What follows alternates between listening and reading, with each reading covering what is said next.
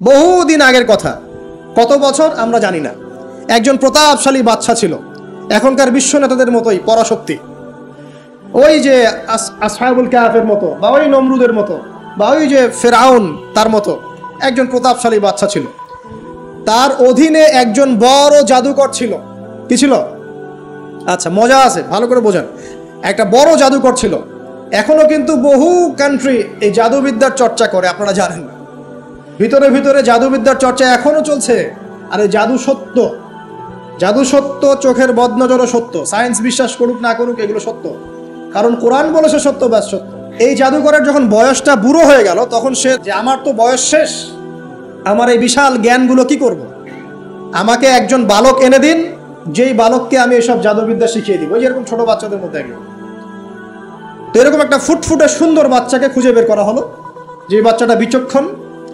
একে নিয়ে আসা হলো জাদুকরের কাছে।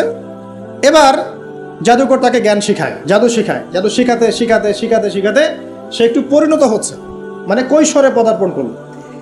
এখন সে যখন জাদু শিখতে আসে, আসার পথে রাস্তায় দেখে একজন পাদ্রী আছে। পাদ্রী মানে কি? পাদ্রী মানে দরবেশ, মানে যে আল্লাহ বিশ্বাস করে, হয়তো আগেকার আসমানি কিতাবে সে বিশ্বাস করত। এমন একজন পাদ্রীর সন্ধান সে পায়। সেই পাদ্রীর কাছে গিয়ে বসে।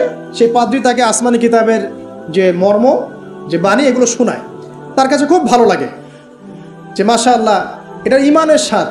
যখন কোরআন শুনি আমাদের ভালো লাগে না, আসমানি কিতাব যখন শুনে তার কাছে ভালো লাগে। সে বলে যে আমি এটা শিখতে চাই। তখন এই পাদ্রী তাকে বলে, তুমি তো জাদু শিখতে যাও এই বাদশার দরবেশের কাছে, বাদশার জাদুকরের কাছে, যদি ওরা জানতে পারে তাহলে তো সমস্যা। তাহলে উপায় কি? যখন তুমি ওখানে যাবে, যখন দেরি হয়ে যাবে, তখন বলবে বাসার থেকে বের হতে দেরি হয়েছে, বাসার থেকে বের হতে দেরি হয়েছে। আর আমার এখানে বসে যখন বাসায় যাবে, তখন বাসায় গিয়ে বলবে যে ওখান থেকে, ওই যে জাদুকরের কাছ থেকে আসতে দেরি হয়েছে। মানে কৌশল অবলম্বন করতে তিনি শিক্ষা দিলেন। এখানে আমাদেরও নসিহত আছে, সবসময় তো আর মানে একই রকম করে চললে হবে না, কৌশলের প্রয়োজন আছে না? উদউ ইলা সাবিল রাব্বিকা বিল হিকমা, হিকমার দরকার আছে না? সত্য থেকে সরে গিয়ে নয়, কিন্তু কৌশল তো করার দরকার আছে। তারপর সামনে যান। এবার এই বাচ্চা খুব সুন্দর করে ব্যালেন্স করলো, একবার এখানে যায়, একবার ওখানে যায়। এই করতে করতে ওই যে জাদুকরের ইন্তেকাল হয়ে গেল, মারা গেল জাদুকর। এবার এই বাচ্চার কাছে মাশাআল্লাহ অনেক এলেম কালাম আছে। এদিকে সে পাদ্রীর জ্ঞানে দীক্ষিত হচ্ছে। দীক্ষিত হতে হতে তার মধ্যে আল্লাহ পাকের প্রতি একটা পরিপূর্ণ ঈমান চলে আসে। সে মুসলিম হয়ে গেল, আলহামদুলিল্লাহ। তো মুসলিম হওয়ার পরে একদিন সে যখন বাচ্চার কাছে যাচ্ছে, রাস্তায় একটা বিশাল জন্তু দেখা যাচ্ছে। বিশাল জন্তু, কিরকম জন্তু আমরা জানি না।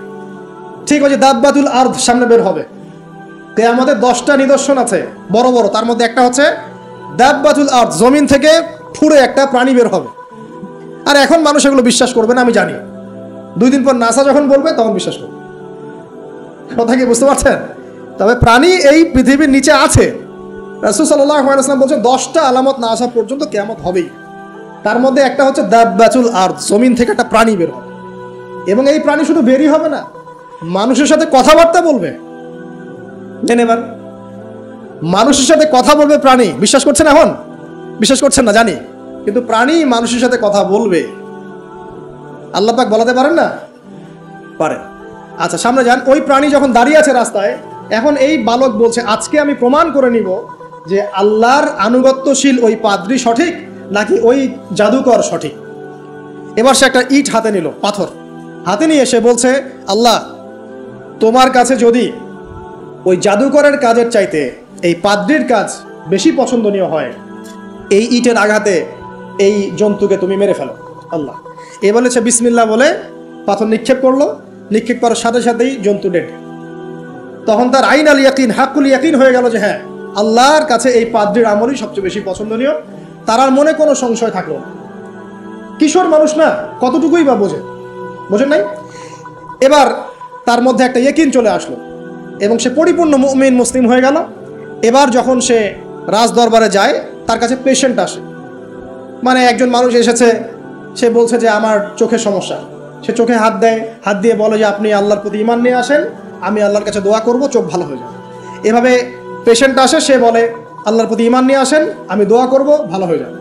এভাবে আস্তে আস্তে তার নাম এবং খ্যাতি ছড়িয়ে পড়তে লাগলো। যেই তার কাছে আসে, সে বলে আগে মুসলিম হন, ইমানদার হন, আল্লাহর প্রতি বিশ্বাস করেন, আমি দোয়া করব, ভালো হয়ে যাবে। চোখ অন্ধ ভালো হয়ে যাচ্ছে। কুষ্ঠরোগী ভালো হয়ে যাচ্ছে, হ্যাঁ, প্যারালাইজড রোগী ভালো হয়ে যাচ্ছে, আলহামদুলিল্লাহ। নবী ঈসা আলাইহিস সালাম এমনটা করেছিলেন না? আল্লাহ পাক চাইলে করতে পারেন। একদিন ওই রাজ দরবারের একজন মন্ত্রী আসছে, এবার ওই রাজার একজন এমপি সাহেব, তার চোখে সমস্যা, সে আসছে, এসে বলছে যে আমার এই চোখের সমস্যা, আমার চোখটাকে ভালো করার দরকার, তোমার কাছে কোনো ওষুধ আছে নাকি?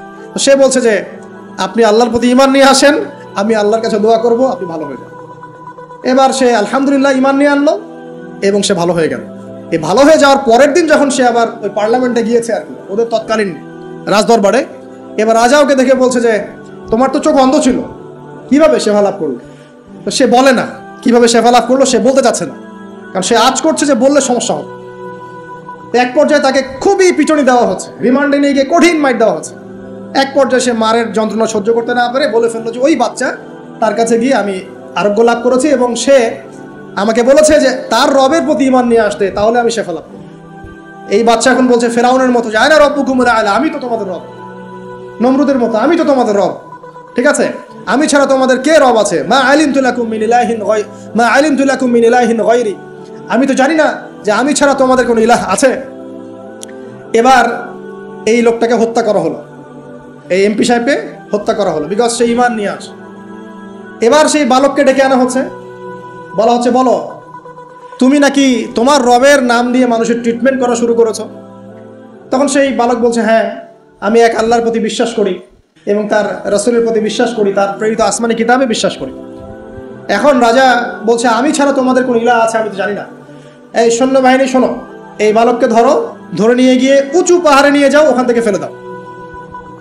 কথা বুঝতে পারছেন? এবার তাকে নিয়ে যাওয়া হলো, ক্রস ফায়ার দেওয়া হবে, এবার উপরে নেওয়া হয়েছে, একদম পাহাড়ের উপরে। এবার ওই বালক উপরে উঠে একটা দোয়া করছে, এই দোয়াটা সবাই শিখে নেন। ওই বালক উপরে উঠে দোয়া করছে আল্লাহুম্মা কফিনিহিম বিমা শি'তা, আল্লাহুম্মা কফিনিহিম বিমা শি'তা, আল্লাহুম্মা কফিনিহিম বিমা শি'তা। পাহাড় থরথর করে কাঁপা শুরু করলো এবং ওই সৈন্যবাহিনী পাহাড় থেকে পড়ে গেল, বালকের কিচ্ছু হলো না। আমি কিন্তু বানোয়াট কোনো গল্প বলছি না, এটা কোরআন থেকে বলছি এবং এটা তাফসীর, আপনি যে কোনো তাফসীর পড়েন, মারিফুল কোরআন, তাফসীর ইবনে কাসির, জালালাইন পড়ে দেখেন, জাস্ট পড়ে দেখেন আমার সাথে ডিবেট করার আগে। এবার সে বালক হেঁটে হেঁটে চলে আসলো রাজদরবারে। আবার কি ব্যাপার, তুমি মরো নাই? না, আল্লাহ আমাকে বাঁচিয়েছে, আমার রব আমাকে বাঁচিয়েছে। আবার পাঠানো হচ্ছে আরেক দল সেনাবাহিনীকে নিয়ে, যাও এবার ওকে সমুদ্রে নিয়ে যাও, সমুদ্রের মাছ সমুদ্রে ডুবিয়ে দিবে। আবার সে ওখানে গিয়ে বলল আল্লাহুম্মা কফিনিহিম বিমা শি'তা, হে আল্লাহ, অর্থ হচ্ছে হে আল্লাহ, আমার বিপক্ষে যারা আছে আপনি যা দিয়ে ইচ্ছা ওদের বিরুদ্ধে আমাকে সাহায্য করেন। অর্থটা হচ্ছে এমন, আল্লাহুম্মা কফিনিহিম বিমা শি'তা, আল্লাহ আপনি আমার জন্য যথেষ্ট হয়ে যান, ওদের বিরুদ্ধে আমার জন্য যথেষ্ট হয়ে যান, যা ইচ্ছা তাই দিয়ে আপনি হেদায়েত করুন, মানে আমাকে হেফাজত করুন, ঠিক আছে? আল্লাহুম্মা কফিনিহিম বিমা শি'তা, ছোট্ট দোয়া। এবার ওই সমুদ্র উত্তাল হওয়া শুরু করলো এবং ওরা জাহাজ থেকে পড়ে গেল। এই বাচ্চা সেফলি আবার চলে আসলো রাজদরবারে। বিশ্বাস করছেন না? চলে আসলো। এবার আসার পরে বলছে শোনেন, আমাকে এভাবে মারতে পারবেন না, আমাকে এইভাবে মারা যাবে না, আমি আপনাদেরকে বলে দিচ্ছি কিভাবে আপনি আমাকে মারতে পারেন। তো বাচ্চা বলছে কিভাবে মারতে পারবো বলো? তখন সেই বাচ্চাটা বলছে যে আপনি সমস্ত এলাকার মানুষকে এক জায়গায় জড়ো করবেন, মানে পুরো নেশনের যত মানুষ সবাইকে একটা মাঠে নিয়ে আসবেন, মাঠের মাঝখানে একটা গাছ রোপণ করবেন বা একটা কিছু স্তম্ভ নির্মাণ করবেন, সেখানে আমাকে বেঁধে ফেলবেন। বেঁধে ফেলার পরে আমার এই ধনুক থেকে একটা তীর বের করবেন, তীর বের করে আপনি নিজ হাতে এই তীরটাকে নিশানা দিবেন, দিয়ে বলবেন বিসমিল্লাহ আল্লাহর নামে, বিসমিল্লাহ আল্লাহর নামে, বিসমিল্লাহি রব্বি হাযাল গোলাম বলে ছুড়বেন।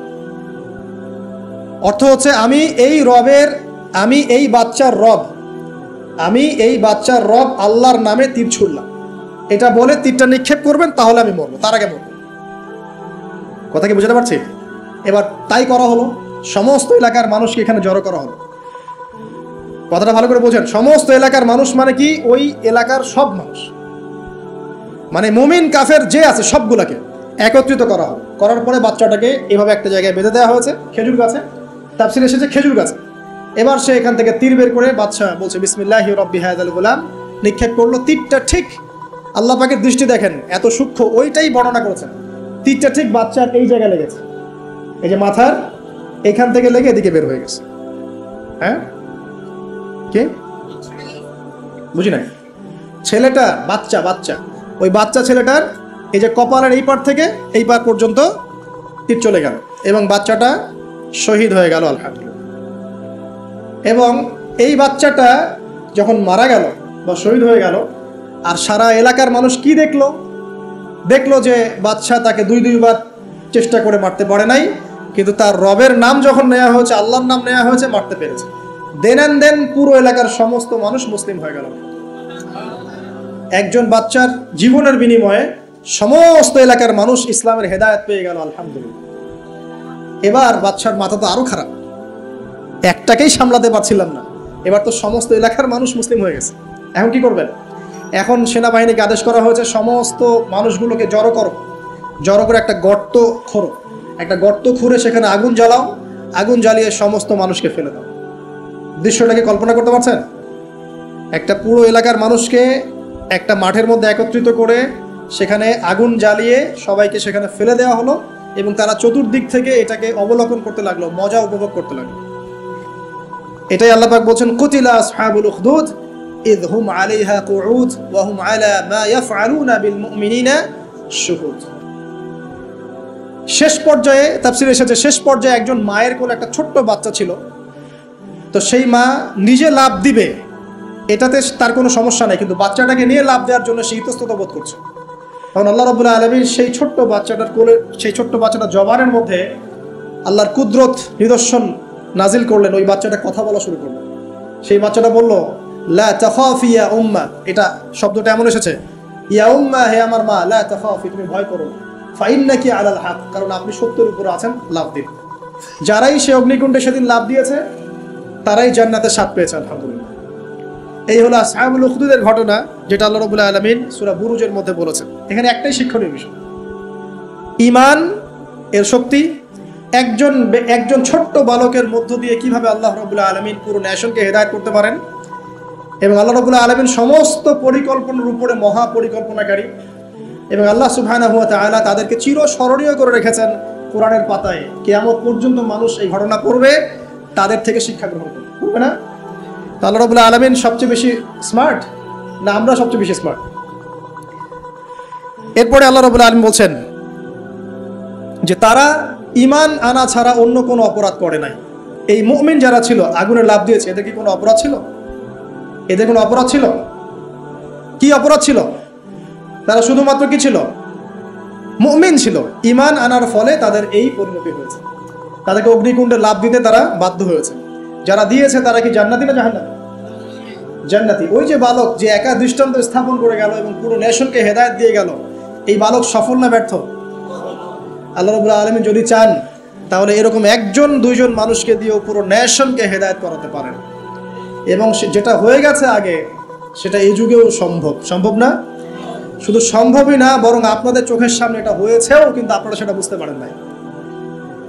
আপনাদের চোখের সামনে যুগের পর যুগ এমন ঘটনা ঘটেছেও, কিন্তু আপনারা হয়তো বুঝতে পারেন নাই, ধরতে পারেন নাই।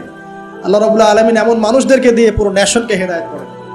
কিছু মানুষকে আল্লাহ পাক পরীক্ষায় ফেলেন, তাদের মধ্য দিয়ে আল্লাহ পুরো নেশনকে হেদায়েত করতে পারেন। তো আল্লাহ পাক এখানে বুরুজ বিশিষ্ট আসমানের কসম করে বলছেন, ওয়াল ইয়াউমিল মাউউদ, এবং আমি আরো কসম করছি প্রতিশ্রুত দিনের। ইয়াউম মানে দিন, মাউউদ মানে হচ্ছে যেই দিনটার ওয়াদা করা হয়েছে, মানে প্রতিশ্রুত দিন। এটা কোন দিন? কিয়ামতের দিন। শুকরিয়া। ওয়াল ইয়াউমিল মাউউদ মানে হচ্ছে কিয়ামতের দিনের কসম। কিয়ামতের দিনটা কি? একটা বাক্য উত্তর হচ্ছে ইয়াউমা লা তামলিকু নাফসুন লিনাফসিন শাইআ। কিয়ামতের দিন এমন একটা দিন যেই দিন কোনো নফস মানে কোনো সত্তা অন্য কোনো সত্তার যাররা পরিমাণ উপকার করতে পারবে না। ইয়াউমা লা তামলিকু নাফসুন লিনাফসিন শাইআ ওয়াল আমরু ইয়াউমা ইযিল লিল্লাহ, যেদিন সমস্ত কিছুর দায়িত্ব, আমর, কর্তৃত্ব শুধুমাত্র আল্লাহ পাকের হাতে থাকবে। এই হলো কিয়ামতের দিন। এখানে কোনো পলিটিক্যাল সম্পর্ক চলবে না, কোনো বংশের সম্পর্ক চলবে না, রক্ত, বর্ণ, জাতীয়তাবাদ চলবে না। চলবে কি? ঈমান এবং আমল। ঈমান এবং আমল, এর উপরে আল্লাহ পাক যাকে রহম করবেন সেই জান্নাতে যেতে পারবে। মানুষ তার আমলের বদৌলতেও জান্নাতে যাবে না। মানুষ তার আমলের বদৌলতে কখনো জান্নাতে যাবে না যদি না আল্লাহ পাক তাকে রহম করে। একজন আবেদ ব্যক্তির ঘটনা আছে, এগুলো সহিহ হাদিসের মধ্যেই আছে। 500 বছর আল্লাহ পাকের ইবাদত করেছিল। কত বছর? 500 বছর। তাকে যখন বলা হচ্ছে যে তুমি আল্লাহর রহমতে জান্নাতে যাও, সে বলে বসেছিল যে, বা বলে বসবে কিয়ামতের মাঠে যে আমার আমলের বদৌলতে। তখন আল্লাহ রাব্বুল আলামিন তাকে ডেকে বলবেন যে তোমার সব আমলগুলোকে এক পাল্লায় রাখা হবে, আর আমি তোমাকে যে নিয়ামতগুলো দিয়েছিলাম সেগুলো এখন আরেক পাল্লায় রাখা হবে। দেখা যাবে দুই চোখের যে নিয়ামত, আল্লাহ পাকের দুইটা চোখের যে নিয়ামত যা আল্লাহ মানুষকে দিয়েছেন, ওই 500 বছর ইবাদতের নেকি তার চেয়ে বেশি হয়ে যাবে। মানে দুই চোখের নিয়ামতের চাইতে 500 বছরের ইবাদত কম হয়ে যাবে। তাহলে এই হলো আল্লাহ পাকের রহমতের একটা আমি নমুনা দিলাম যে আল্লাহ পাকের রহমত ছাড়া কেউ জান্নাতে যেতে পারবে না। ওয়াল ইয়াউমিল মাউউদ, মানে কিয়ামতের দিন, সেই দিন যেদিন কোন নফসের উপকার করতে পারবে না, পৃথিবীর কোনো সম্পর্ক সেখানে টিকবে না। সূরা আবাসার মধ্যে আল্লাহ পাক বলছেন ইয়াউমা ইয়াফিরুল মারউ মিন আখি, যেদিন ভাই ভাই থেকে পালিয়ে যাবে, ওয়া উম্মিহি ওয়া আবি, মানুষ তার বাবা এবং মা থেকে পালিয়ে যাবে, ওয়া সাহিবাতিহি ওয়া বানি, তার স্ত্রী পুত্র সন্তান এগুলো থেকে মানুষ পালিয়ে যাবে। লিকুল্লি ইমরিইম মিনহুম ইয়াউমাইযিন শা'নু ইউগনি, সেই দিন প্রত্যেক মানুষ নিজের নফসের কথা নিয়েই ব্যস্ত থাকবে। সবাই বলবে ইয়া নাফসি ইয়া নাফসি। তবে শুধু একজন ব্যক্তি আছেন এই পুরো মহাবিশ্বে যিনি বলবেন ইয়া উম্মতি ইয়া উম্মতি। তিনি কে? আমাদের প্রিয় নবী মুহাম্মদুর রাসূলুল্লাহ সাল্লাল্লাহু আলাইহি ওয়াসাল্লাম, এই একমাত্র মানুষ যিনি আল্লাহ পাকের সামনে কিয়ামতের মাঠে বলবেন ইয়া উম্মতি ইয়া উম্মতি, হায় আমার, হে আল্লাহ আমার উম্মত, হে আল্লাহ আমার উম্মত। আজকে সেই নবীর আদর্শ আমরা ভুলে গেছি। সেই নবীর সুন্নত পালন করতে গেলে লজ্জা লাগে। ইয়াং জেনারেশন দেখবেন বিটিএস এর সুন্নত পালন করে, ওই যে ম্যানচেস্টার ইউনাইটেডের সুন্নত ফলো করছে, হ্যাঁ, ক্রিকেট প্লেয়ার, ওই যে ফুটবল প্লেয়ার, বলিউডের নায়ক, বলিউডের নায়িকা, হলিউডের নায়ক নায়িকা, এগুলোর সুন্নত ফলো করছে। তো রাসূলুল্লাহ সাল্লাল্লাহু আলাইহি ওয়াসাল্লামের সুন্নাহ মতো দাড়ি রাখতে লজ্জা লাগে, তার মতো কাপড় পরতে লজ্জা লাগে, হ্যাঁ, তার আদর্শটাকে ফলো করতে লজ্জা লাগে। অথচ সেই মানুষটাই কিয়ামতের মাঠে এই উম্মতের পক্ষে কথা বলবেন যে হে আল্লাহ আমার উম্মত, আমার উম্মত। আর এই মানুষটাকেই জীবিত অবস্থায় 15 বার হত্যা করার চেষ্টা করা হয়েছিল। তাকে নবী মুহাম্মদ সাল্লাল্লাহু আলাইহি ওয়াসাল্লামকে বিস্তারিত জানতে বিশ্ববিখ্যাত বই আর রাহিকুল মাখতুম, এটা পড়ে দেখেন। জীবন, রাসূল সাল্লাল্লাহু আলাইহি ওয়াসাল্লামের পবিত্র জীবনের উপরে একটা সেরা বই আর রাহিকুল মাখতুম পড়ে দেখেন। তাকে প্রায় 15 বার হত্যা করার চেষ্টা করা হয়েছে এবং তাকে প্রায় 16টা গালি খেতে হয়েছে সারা জীবনে। কতগুলা? যার চরিত্রের মধ্যে যাররা পরিমাণ কোনো পঙ্কিলতা নাই, তাকে মানুষ 16টা গালি দিয়েছে। মানুষ বলেছে এই ব্যক্তি জাদুকর, সাহের, নাউজুবিল্লাহ। এই ব্যক্তি কাযযাব, নাউজুবিল্লাহ, মিথ্যাবাদী। মিথ্যাবাদী না, কাযযাব মানে মহামিথ্যাবাদী। কাযযাব মানে কি? মহামিথ্যাবাদী। তারপরে বলা হচ্ছে এই ব্যক্তি সাহের, জাদুকর। এই ব্যক্তি হচ্ছে মজনুন, পাগল। এগুলো মানুষ বলেছে আইয়ামে জাহিলিয়াতের মানুষ। তো এই যে আবু জাহেল, আবু লাহাবরা যে কথাগুলো বলেছিল, আজকের এই সো কল্ড বাক স্বাধীনতার যুগে কিছু মানুষ এই কথা বলে না? বলে না? তো এরা কার উত্তরসূরি বুঝতে পারছেন? এই যে আবু লাহাব যে বলেছিল ও আলী জামাআতানা লিহাদা, সে বলেছিল আলী জামাআতানা লিহাদা। ওই পাহাড়ের নিচে দাঁড়িয়ে আবু লাহাব বলছিল। নবী সাল্লাল্লাহু আলাইহি ওয়াসাল্লাম বলছেন তোমরা সবাই শুধু বলো কুলু লা ইলাহা ইল্লাল্লাহ তুফলিহুন। হে আমার চাচারা, কুরাইশ বংশের যারা আছেন আপনারা, ইয়া মাআশারাল কুরাইশ, আপনারা শুধু বলেন কুলু লা ইলাহা ইল্লাল্লাহ, খালি একবার বলেন যে লা ইলাহা ইল্লাল্লাহ তুফলিহুন, আপনারা সফল হয়ে যাবেন, আরব আজম উভয়ের রাজত্ব পাবেন। নবীজি বলছেন। তখন আবু লাহাব হাততালি দিয়ে বলছিল আলী হাদা জামাআতানা, এই জন্য আমাদেরকে এখানে একত্রিত করেছো। তখনই হাততালি দিয়ে পাথর নিয়ে রাসূল সাল্লাল্লাহু আলাইহি ওয়াসাল্লামের দিকে নিক্ষেপ করেছে। নাউযুবিল্লাহ। তো তখনই আল্লাহ পাক আয়াত নাজিল করলেন, কোন আয়াত? তাব্বাত ইয়াদা আবি লাহাবিন ওয়া তাব, ধ্বংস হোক আবু লাহাবের দুই হাত, যে দুই হাত দিয়ে সে পাথর নিক্ষেপ করেছে, ওয়া তাব, এবং সে নিজেও ধ্বংস হোক। দেখেন, কিয়ামত পর্যন্ত কোরআন থাকবে না, এই সূরাটা থাকবে না। তো কিয়ামত পর্যন্ত মানুষ কোরআন তেলাওয়াতের মধ্য দিয়ে আবু লাহাবকে গালি দিবে, দিবে না? কিয়ামত পর্যন্ত মানুষ কোরআন তেলাওয়াতের মধ্য দিয়ে আবু লাহাবকে কিন্তু অভিসম্পাত করতে থাকবে যে তুমি ধ্বংস হও, তোমার 2 হাত ধ্বংস হোক। এই হলো নবী সাল্লাল্লাহু আলাইহি ওয়াসাল্লামের শান। তাকে কষ্ট দিচ্ছে মানুষ, বলছে যে মুহাম্মদ সাল্লাল্লাহু আলাইহি ওয়াসাল্লাম এমন ব্যক্তি যার সন্তান জীবিত থাকে না, পুত্র সন্তান জীবিত থাকে না। তখন আল্লাহ রাব্বুল আলামিন আয়াত নাজিল করলেন, ইন্না আ'তাইনাকাল কাউসার, নিশ্চয়ই আমি আপনাকে কাউসার মহান মর্যাদা দিয়েছি। এটা শুধু হাউজে কাউসারই নয়, কিন্তু হাউজে কাউসার সহ এই যে দুনিয়ার তার সম্মান, তার নাম শুনলে আমরা দরুদ পড়ি, তার ইজ্জত, তার শান শওকাত, এগুলোও কাউসার, সবই কাউসার। তো নিশ্চয় আমি আপনাকে কাউসার দিয়ে দিয়েছি। ফাসাল্লি লিরাব্বিকা ওয়ানহার, আপনি মন খারাপ করেন না, আপনি আপনার রবের জন্য সালাত আদায় করেন, তার পথে স্যাক্রিফাইস করেন। কুরবানি মানে শুধু কিন্তু পশু কুরবানি নয়, এখানে তার পথে আত্মত্যাগ করা, যেটা রাসূল সাল্লাল্লাহু আলাইহি ওয়াসাল্লাম সারা জীবন করে গেছে। ইন্না শানিয়াকা হুয়াল আবতার, নিশ্চয়ই আপনার যারা শত্রু এরা সব নির্বংশ হয়ে যাবে। তো ওই যে আবু জাহেলের সুন্নতগুলো কিন্তু এখনো চালু আছে। দেখবেন সুযোগ পেলেই মানুষ রাসূলুল্লাহ সাল্লাল্লাহু আলাইহি ওয়াসাল্লামের পবিত্র চরিত্র নিয়ে কথা বলে। তো যারা অজ্ঞ তাদের ব্যাপারে আমাদের আফসোস অতটা নয় যতটা আমাদের এই মুসলিম যুবকদেরকে নিয়ে আমাদের আফসোস। এই মুসলিম পরিবারে জন্মগ্রহণ করার পরেও আজ পর্যন্ত কেউ রাসূলের জীবনী পড়ে দেখলো না, আজ পর্যন্ত রাসূলের সুন্নাত ফলো করার সুযোগ হলো না, তৌফিক হলো না। 5 ওয়াক্ত নামাজটুকু পড়তে পারছেন না, দাড়িটা ছাড়তে পারছেন না, টাকনুর উপরে কাপড় উঠাতে পারছেন না, হারাম রিজিক ছাড়তে পারছেন না, মাদক ছাড়তে পারছেন না, জিনা পর্ন ছাড়তে পারছেন না, অথচ আপনি রাসূলুল্লাহ সাল্লাল্লাহু আলাইহি ওয়াসাল্লামের উম্মাহ। আপনার জন্যই আমার জন্যই নবী সাল্লাল্লাহু আলাইহি ওয়াসাল্লাম কালকে আমাদের মাঠে সুপারিশ করবে ইনশাআল্লাহ তাআলা। তো সুপারিশ পেতে হলে তো যোগ্য হতে হবে নাকি? একটা সুপারিশ পেতে হলে তো যোগ্য হতে হবে। যোগ্যতা কি? এক বাক্যে উত্তর হচ্ছে আপনার 24 ঘন্টাকে আপনি নবী সাল্লাল্লাহু আলাইহি ওয়াসাল্লামের সুন্নাহ দিয়ে ঢেলে সাজাবেন। একদম উঠবেন, বসবেন, খাবেন, চলবেন, ফিরবেন, কথা বলবেন, নামাজ পড়বেন, যত কাজ আছে সব হবে কার তরিকায়?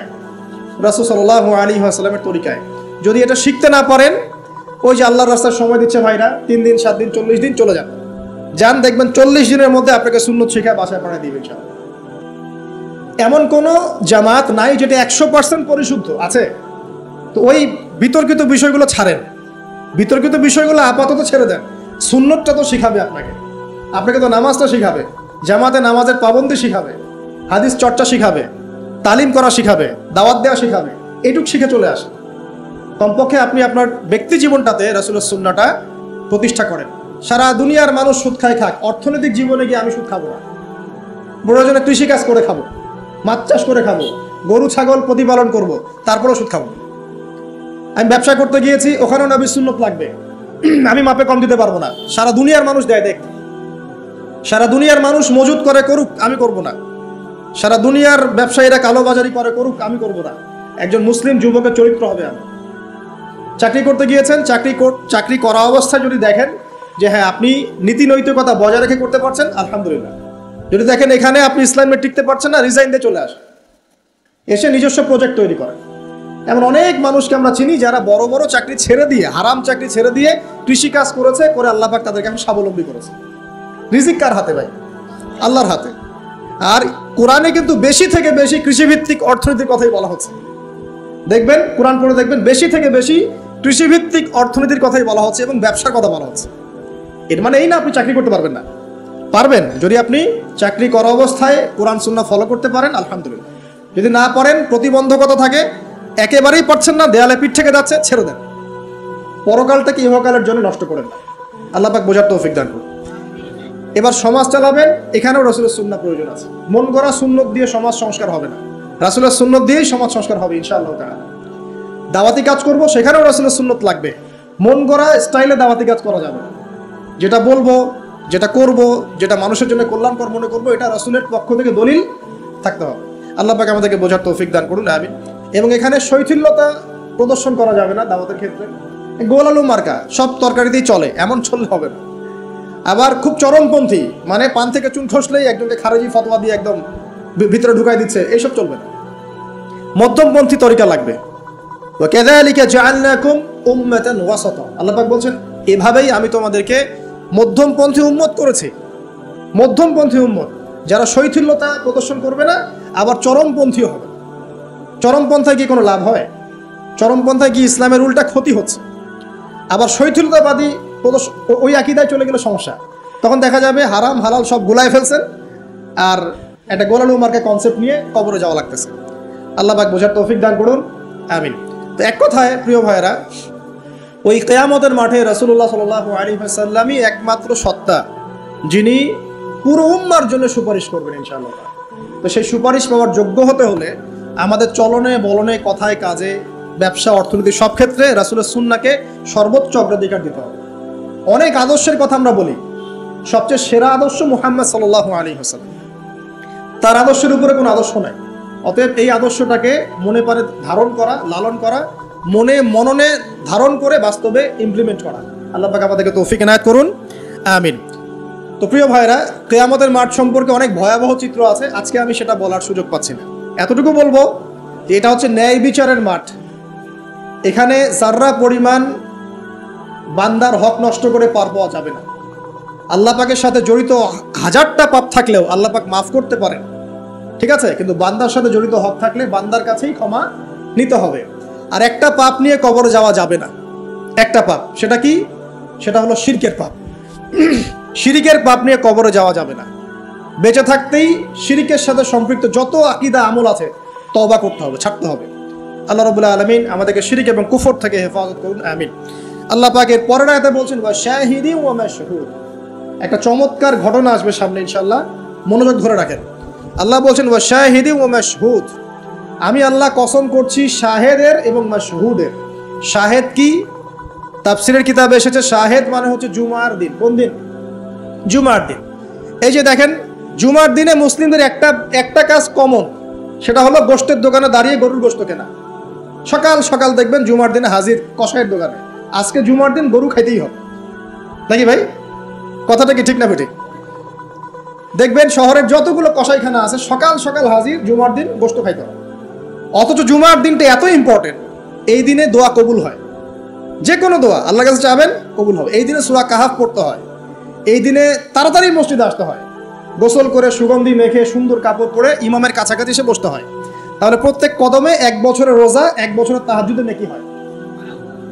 তো জুমার দিন খুবই ইম্পর্টেন্ট। দেখবেন জুমার দিনে কি করে? গরুর গোশত খাবে, খাওয়াই লাগবে। মুরগি খাওয়া তো যাবেই না, সবজি খাওয়া যাবেই না, ঠিক আছে। তারপরে স্ত্রী সন্তান বউ বাচ্চাকে নিয়ে সকাল সকাল বের হয়ে চলে গেলাম, সারা বিকেল ঘুরতেছি, রাত্রে ঘুরতেছি, সন্ধ্যায় ঘুরতেছি।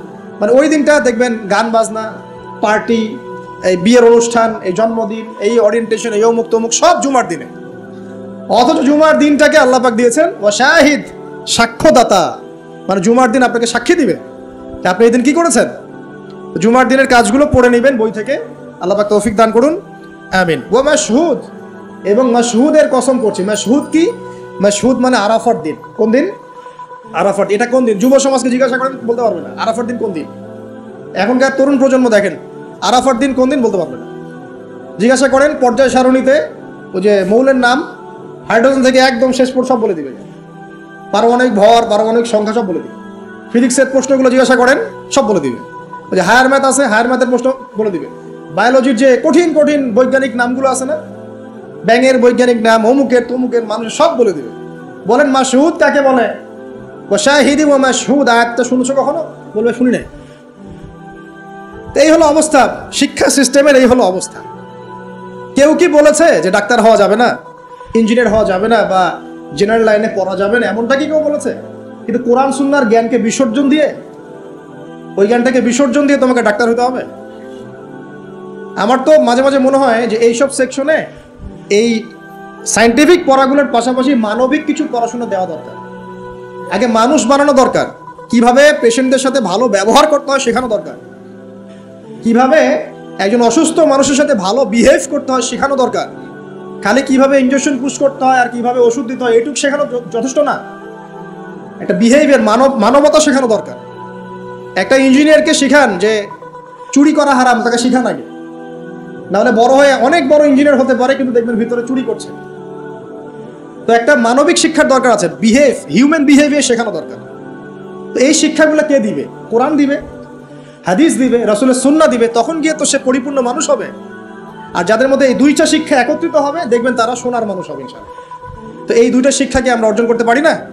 কেউ কি বলেছে জেনারেল লাইনে পড়া বাদ দিয়ে দাও, বাদ দিয়ে একদম সবাই মৌলবী হয়ে যাও?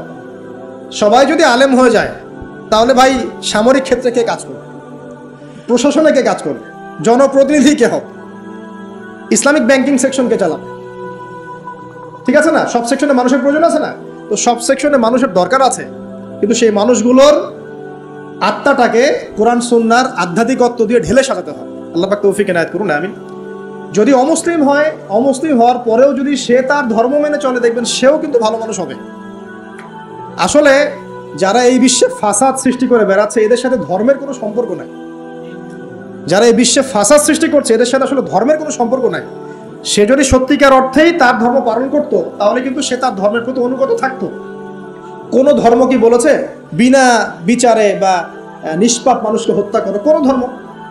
একটা রিলিজন আমাকে দেখান যে বলেছে মিথ্যা কথা বলো, হারাম খাও, সুদ খাও, বেপরদায় চলো, নগ্ন হয়ে চলো। একটা ধর্ম বলেছে? তাহলে প্রত্যেকটা ধর্মের মূল কথাগুলো কিন্তু মোটামুটি একরকম। তো সবাই যদি সবার ধর্ম মেনে চলে, কোনো সমস্যা? এরপরে যে পড়াশোনা করে দেখবে যে হ্যাঁ ইসলামই চূড়ান্ত রিলিজন, এর মধ্যে সমস্ত বিষয়ের সমাধান আছে, এটা ফাইনাল টেস্টিমেন্ট, তখন সে মুহাম্মদ সাল্লাল্লাহু আলাইহি ওয়াসাল্লামের আনুগত্য করবে, সাক্ষ্য দিবে আশহাদু আল্লা ইলাহা ইল্লাল্লাহ ওয়া আন্না মুহাম্মাদান আবদুহু ওয়া রাসূলুহু, মুসলিম হয়ে যাবে ইনশাআল্লাহ।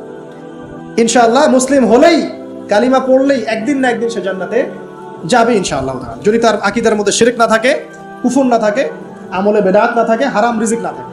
আল্লাহ পাক আমাদেরকে পরিপূর্ণ মুসলিম হওয়ার তৌফিক এনায়েত করুন, আমিন। এই যে মাসহুদ বলছিলাম, আরাফার দিন, আরাফার দিন নিয়ে আমার স্বতন্ত্র একটা লেকচার আছে, ওইটা দেখে নিয়েন। আরাফার দিনের ফজিলত, এর যে তাৎপর্য, এবং এই দিনে নবী সাল্লাল্লাহু আলাইহি ওয়াসাল্লামের একটা বিদায় হজের ভাষণ আছে, এটা নিয়ে আমি স্বতন্ত্র একটা খুতবা দিয়েছি, শুনে নেবেন ইনশাআল্লাহ। আর বাসায় গিয়ে অবশ্যই আর রাহিকুল মাখতুম বইটা পড়বেন, এখানে সমস্ত বিষয়গুলো লেখা আছে। এই তিনটা কসম, পুরো মহাবিশ্বের কসম, তারপরে হচ্ছে কিসের? কিয়ামত দিবসের কসম, আর এই যে জুমা এবং আরাফার দিবসের কসম। কসমগুলো কি বড় বড় না, ছোট ছোট? বিশাল বিশাল কসম, মানে বিশাল বিশাল কসম নিয়ে আল্লাহ রাব্বুল আলামিন এখন একটা বড় ঘটনা বলতে যাচ্ছেন।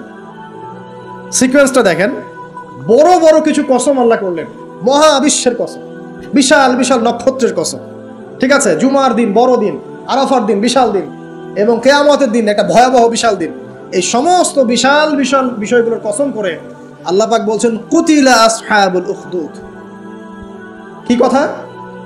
কুতিলা আসহাবুল উখদুদ। আসহাবুল উখদুদ ধ্বংস হয়েছে। কে আসহাবুল উখদুদ?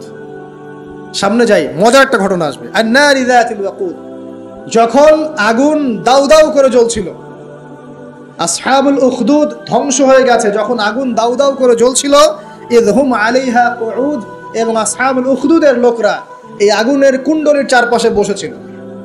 মনে করেন এখানে বিশাল একটা আগুন জ্বালিয়ে রাখা হয়েছে, এখানে দাউ দাউ করে আগুন জ্বলছে, আর কিছু মানুষ তার চারপাশে বড় বড় কুরসিতে, চেয়ারে হেলান দিয়ে বসে মজা উপভোগ করছে। এই হলো আসহাবুল উখদুদ। এদেরকে আল্লাহ পাক বলছেন এরা ধ্বংস হোক। কুতিলা আসহাবুল উখদুদ ওয়া হুম আলা মা ইয়াফআলুনা বিল মুমিনিনা শুহুদ। তারা বসে বসে কি করছিল? তারা বসে বসে দেখছিল যে মুমিন মুসলিমদের সাথে কি নির্যাতন করা হচ্ছে। মুমিন মুসলিমদের সাথে ওই আগুনের মধ্যে যা নির্যাতন করা হচ্ছিল, ওরা চারপাশে বসে বসে এটা অবলোকন করছিল, হাসছিল, মজা নিচ্ছিল। এই আসহাবুল উখদুদরা ধ্বংস হোক। ওয়ামা নাকামু মিনহুম ইল্লা আন ইউমিনু বিল্লাহিল আজিজিল হামিদ। আল্লাহ পাক বলছেন ওই মুমিনদের কোনো দোষ ছিল না, যে মুমিনদেরকে ওই অগ্নিকুণ্ডে পুড়িয়ে মারা হচ্ছিল এবং চারপাশে কিছু মানুষ জড়ো হয়ে দেখছিল, মজা নিচ্ছিল। আসহাবুল উখদুদ, ওই মুমিনদের কোনো দোষ ছিল না, শুধু একটা অপরাধ তাদের দৃষ্টিতে। কি সেটা? যে এই মুমিনরা এক আল্লাহর প্রতি ঈমান এনেছিল। এই মুমিন হওয়া ছাড়া তাদের কোনো দোষ ছিল না। কথা বুঝতে পারছেন? এবার চলে আসেন এখানে কিভাবে আসলাম। বহুদিন আগের কথা, কত বছর আমরা জানি না। একজন প্রতাপশালী বাদশা ছিল, এখনকার বিশ্ব নেতাদের মতোই পরাশক্তি, ওই যে আসহাবুল কাহাফের মতো, বা ওই নমরুদের মতো, বা ওই যে ফেরাউন তার মতো একজন প্রতাপশালী বাদশা ছিল। তার অধীনে একজন বড় জাদুকর ছিল। কি ছিল? আচ্ছা, মজা আছে, ভালো করে বোঝেন। একটা বড় জাদুকর ছিল। এখনো কিন্তু বহু কান্ট্রি এই জাদুবিদ্যার চর্চা করে, আপনারা জানেন না। ভিতরে ভিতরে জাদুবিদ্যার চর্চা এখনো চলছে। আর এই জাদু সত্য, জাদু সত্য, চোখের বদনজরও সত্য। সায়েন্স বিশ্বাস করুক না করুক, এগুলো সত্য, কারণ কোরআন বলেছে সত্য, ব্যাস সত্য। জিন সত্য নাকি মিথ্যা? ফেরেশতা সত্য না মিথ্যা? কবরের আযাব সত্য না মিথ্যা? এগুলো তো চোখে দেখা যায় না, বিশ্বাস করলেন কিভাবে? এই চোখে দেখা যায় না বিশ্বাস করেছেন বলেই তো আপনি মৌলবাদী। চোখে দেখা যায় না, অহেতুক বিশ্বাস করছেন, অতএব আপনি একজন মৌলবাদী মানুষ। বুঝতে পারছেন?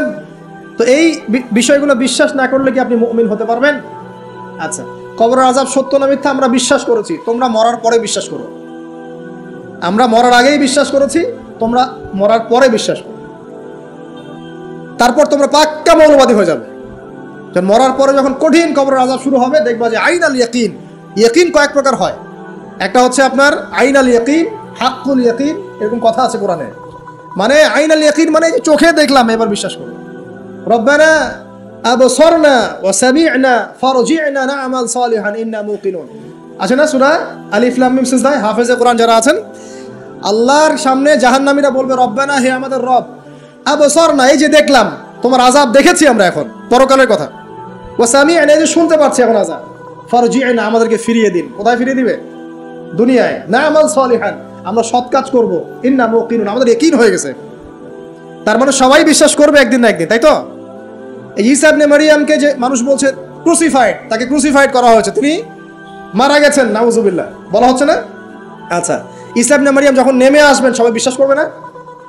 সূরা মাইদায় এই জন্যই বলা হচ্ছে যে ঈসা ইবনে মারইয়ামকে যখন পাঠানো হবে, একজন আহলে কিতাব বাকি থাকবে না যে তার প্রতি ঈমান নিয়ে আনবে না। এমন একজন মানুষ তখন খুঁজে পাওয়া যাবে না যে তার প্রতি ঈমান আনবে না আহলে কিতাবদের মধ্যে। ঈসা ইবনে মারইয়ামকে ক্রুসিফিকশন করা হয় নাই। ঈসা ইবনে মারইয়ামকে আল্লাহ রাব্বুল আলামিন তার কাছে উঠিয়ে নিয়েছেন। আর যে আল্লাহ পুরো মহাবিশ্ব চালাতে পারেন, সে একজন মানুষকে উঠাতেই পারেন। এটার এমন কি বিষয় যে আল্লাহ রাব্বুল আলামিন আপনার দেহের মধ্যে রূহ রেখে দিয়েছেন, তার হুকুমে বের হয়ে চলে যাবে। সে আল্লাহ রাব্বুল আলামিন রাসূল সাল্লাল্লাহু আলাইহি ওয়াসাল্লামকে মেরাজে উঠিয়েও নিতে পারেন। সিম্পল। শেষ করি, সূরাটার সামনে যাই। আল্লাহ রাব্বুল আলামিন এরপর যেটা বলেছেন যে ইন্নাল্লাযীনা, ওদের পরিণতি কি হবে যারা এই কাজটা করলো?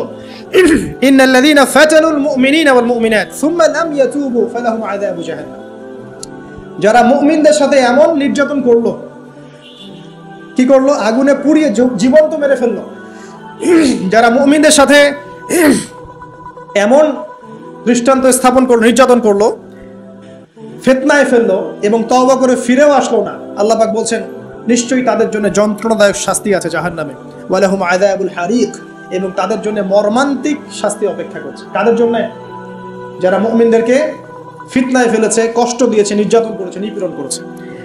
তারপর আল্লাহ পাক বলছেন ইন্নাল্লাযীনা আমানু ওয়া আমিলুস সালিহাত লাহুম জান্নাতুন তাজরি মিন তাহতিহা আল-আনহার। আর যারা এই পরীক্ষায় উত্তীর্ণ হয়ে গেল, যাদেরকে আসহাবুল উখদুদরা ফেলে দিল গর্তে, যারা আগুনে লাফ দিল, অগ্নি পরীক্ষা দিল, আল্লাহ পাক বলছেন এরা সফল হয়েছে, এরা জান্নাতে যাবে যার তলদেশ দিয়ে নহর সমূহ প্রবাহিত হচ্ছে। আলহামদুলিল্লাহ।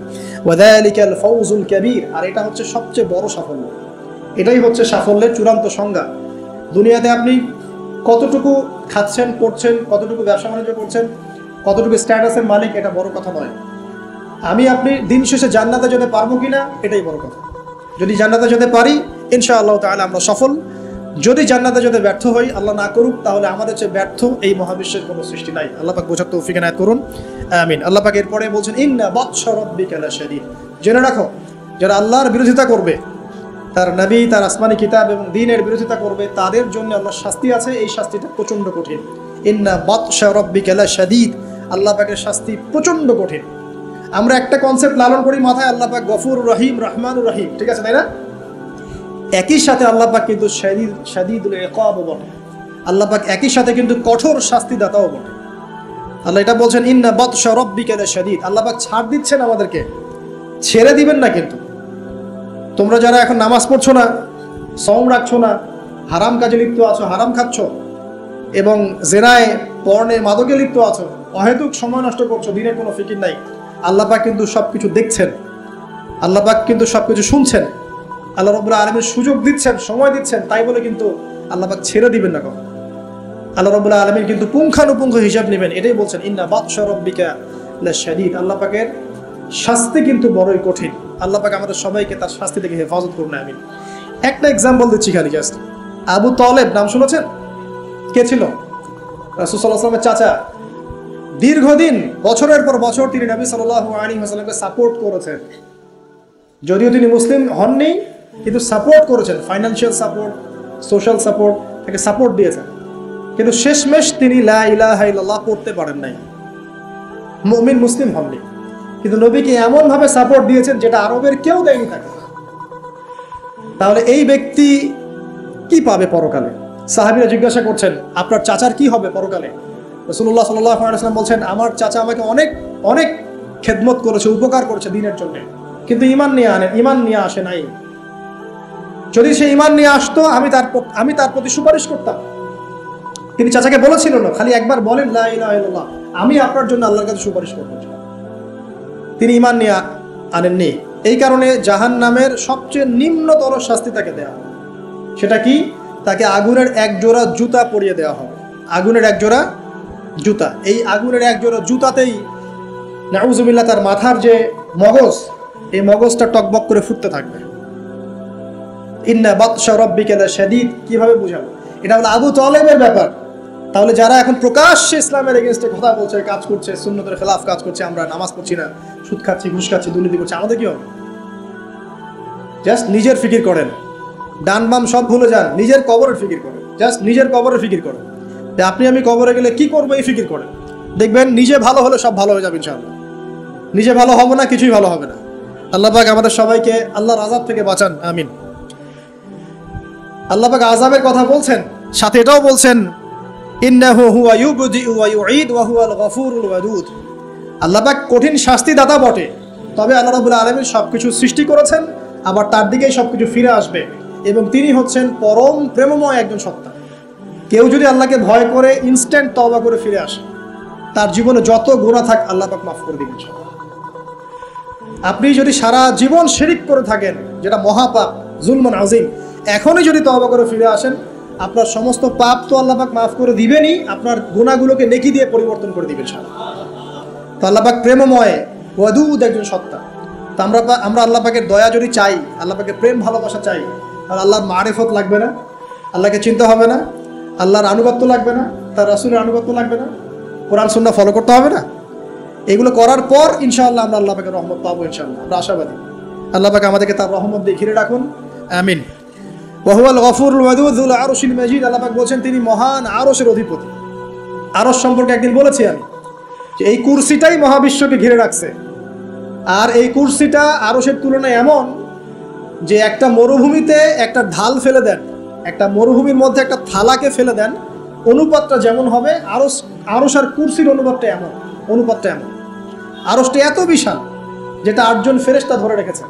তার উপরে আল্লাহ রাব্বুল আলামিন আরশে আযীমে সমুন্নত। তো সে আল্লাহকে চিনতে শিখুন, আল্লাহর আনুগত্য করতে শিখুন। আল্লাহ পাক তৌফিক দান করুন। ফাআলুল লিমা ইউরিদ। আল্লাহ পাক যা ইচ্ছা তাই করতে পারেন। হাল আতাকা হাদিসুল জুনুদ। হে নবী মুহাম্মদ সাল্লাল্লাহু আলাইহি ওয়াসাল্লাম, তোমার কাছে কি এই সেনাবাহিনীর খবর পৌঁছেছে? এটাকে ফেরাউন ওয়া সামুদ, ফেরাউন এবং সামুদের বিশাল পরাক্রমশালী এই ফোর্সের কথা তোমার কাছে কি পৌঁছেছে?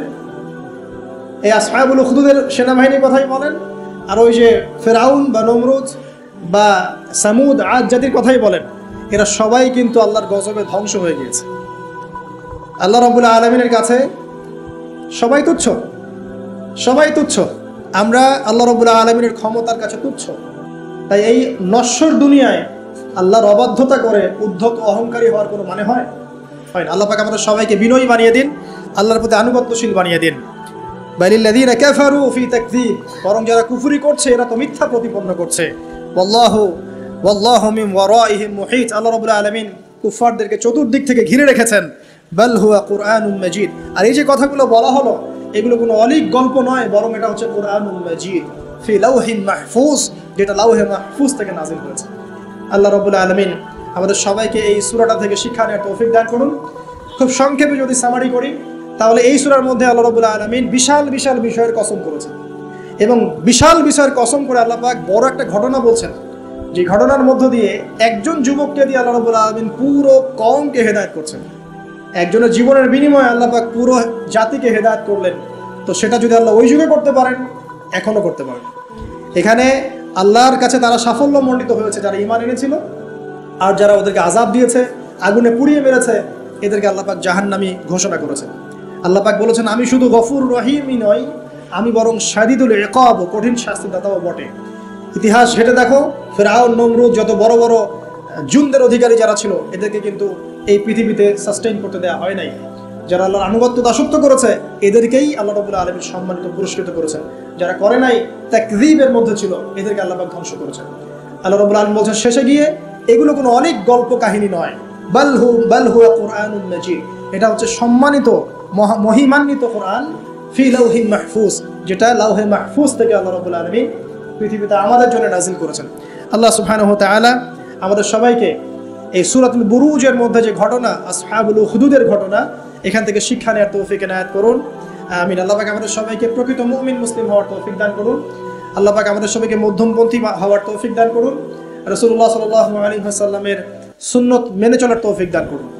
একই সাথে আমরা দোয়া করি, আল্লাহ পাক তার শাস্তি থেকে আমাদেরকে হেফাজত করুন এবং তার রহমতে আমাদেরকে অলঙ্কৃত করুন। আল্লাহ রাব্বুল আলামিন যেন আমাদের সবাইকে মাফ করে দেন এবং কোরআনওয়ালা বানিয়ে দেন, সুন্নতওয়ালা বানিয়ে দেন, দ্বীনের জন্য কিছু করার তৌফিক আল্লাহ পাক দান করেন। আমিন। ঈমানের উপর দৃঢ়তা, ইস্তেকামা আল্লাহ পাক দান করেন। আমিন। আমি এই বলে আমার সংক্ষিপ্ত আলোচনা শেষ করছি। সুবহানাকা আল্লাহুম্মা বিহামদিকা, আশহাদু আল্লা ইলাহা ইল্লা আনতা, আস্তাগফিরুকা ওয়া আতুবু ইলাইক।